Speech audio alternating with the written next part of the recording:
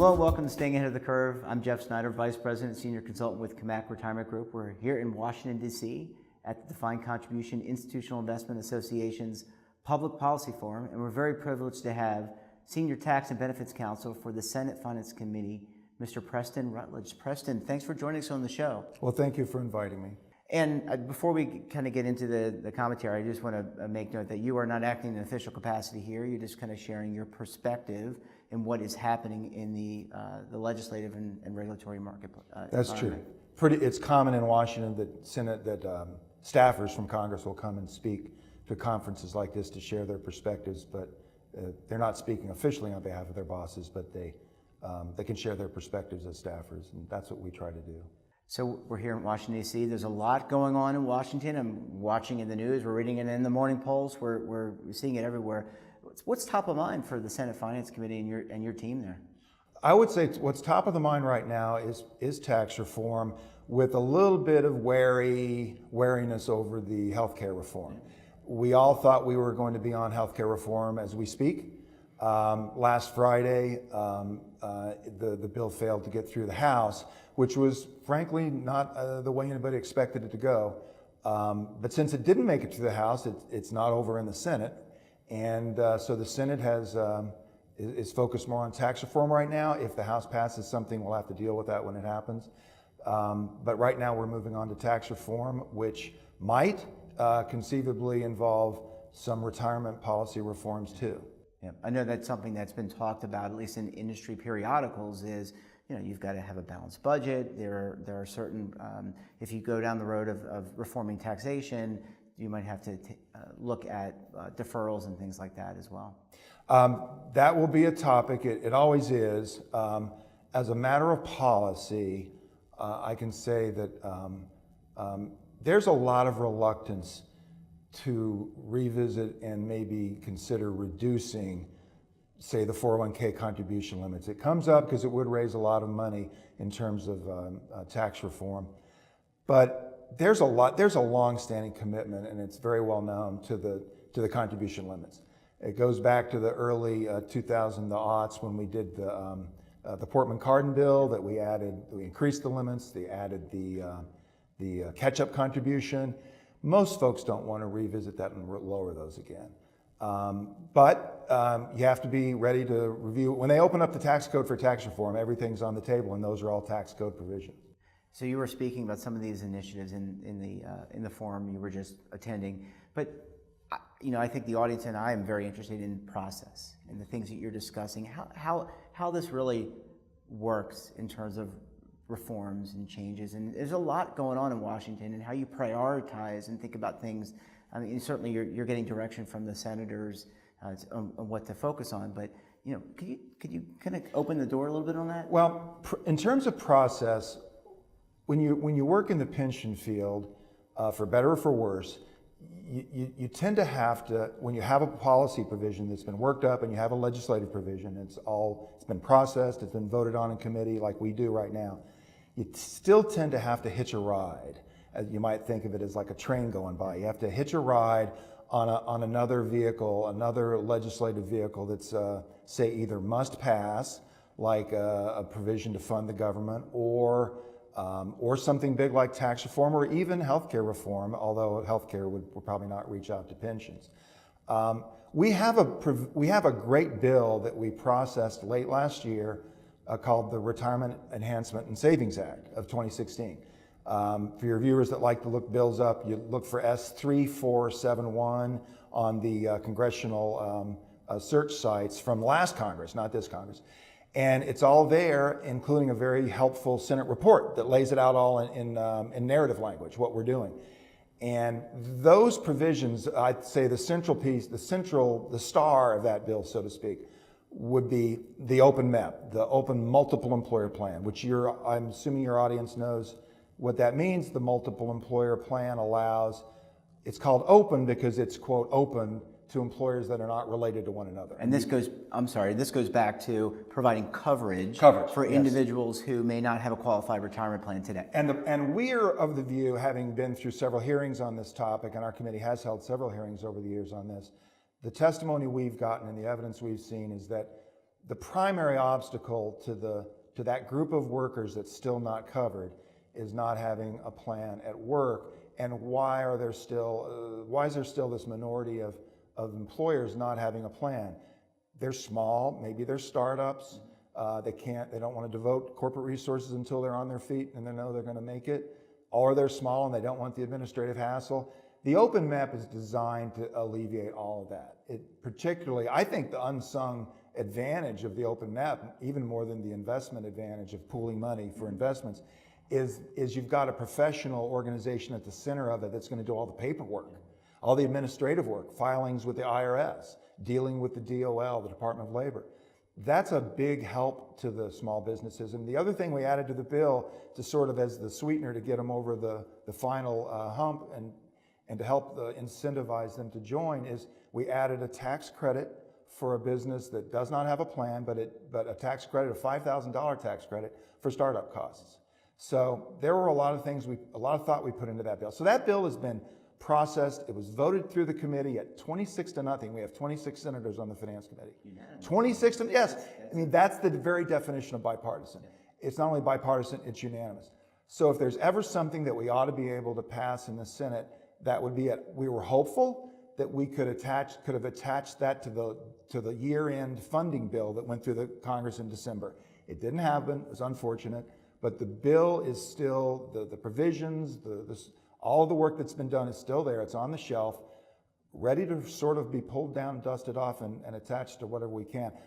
I think there's going to be a lot of interest in getting as many of what I call the RESA, Retirement Enhancement and Savings Act, as many of those provisions passed as possible will be something I'll keep my eye on this year as a staffer, looking for opportunities to push those provisions, either as a group or maybe if we have to cherry pick, we'll do what we can.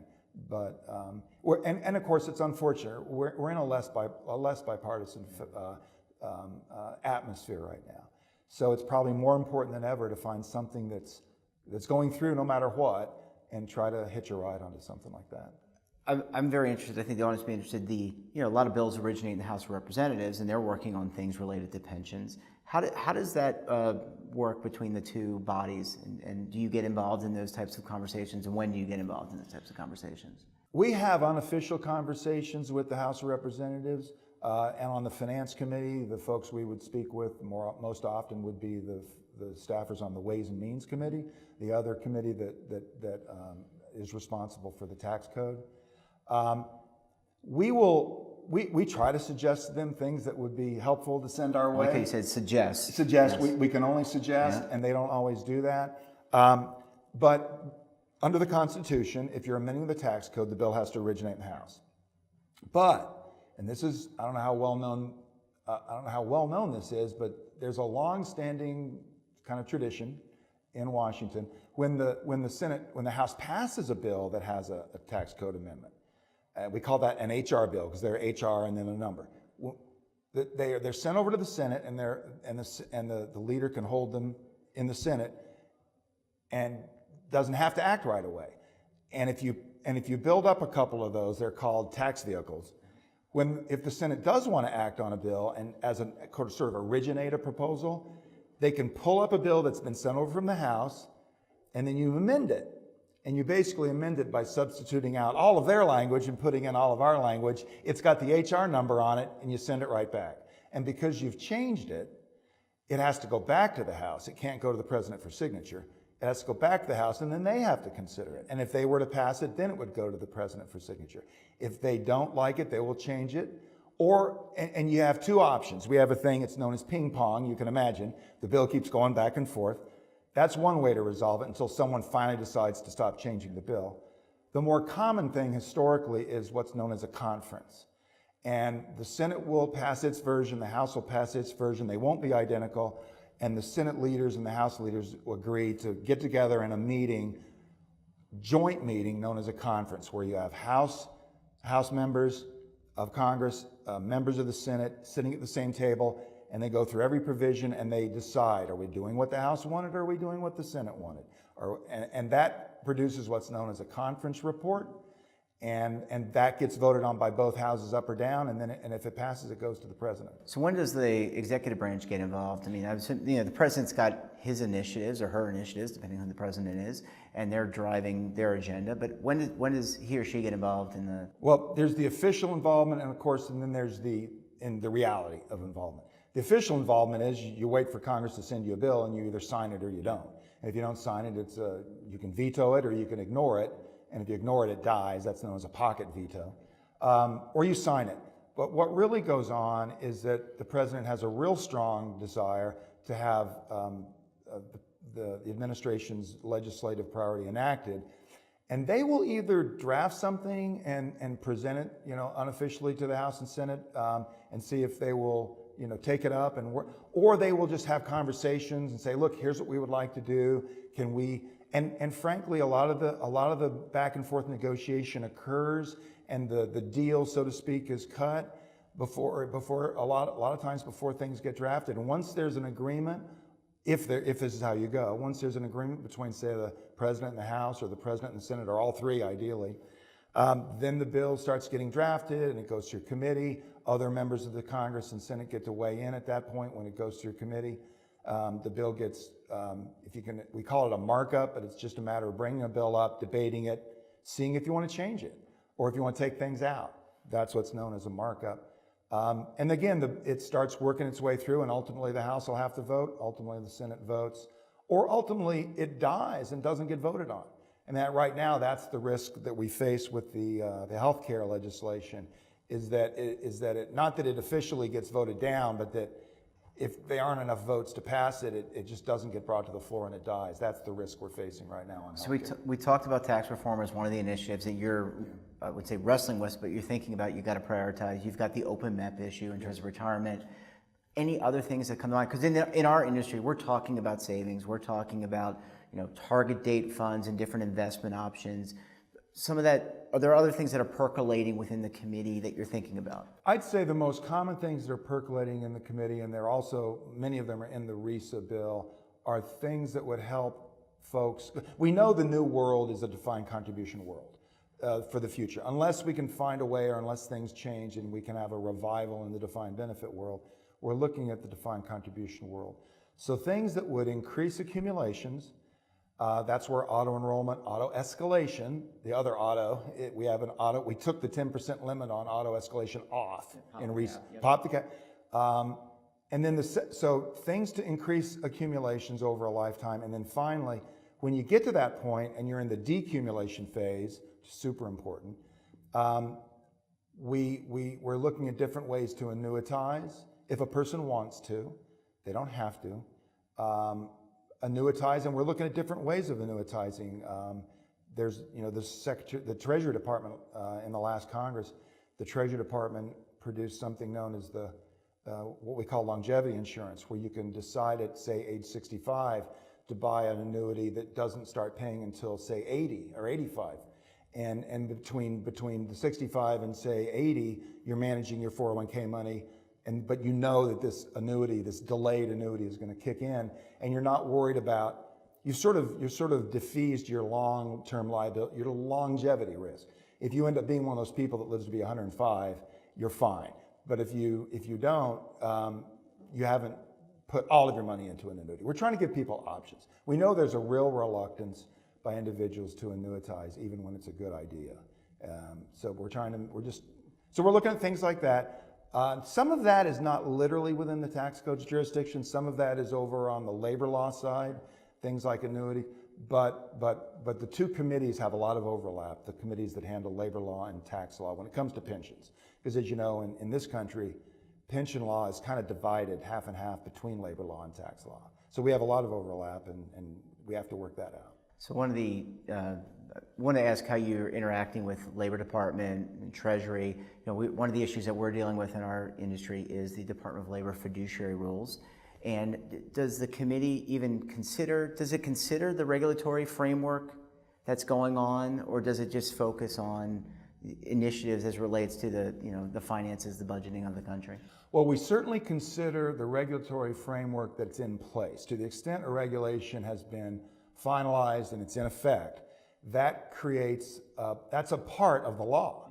And the law as it exists today is what everything is, any new proposal has to be compared to the law as it exists today, so that makes a big difference.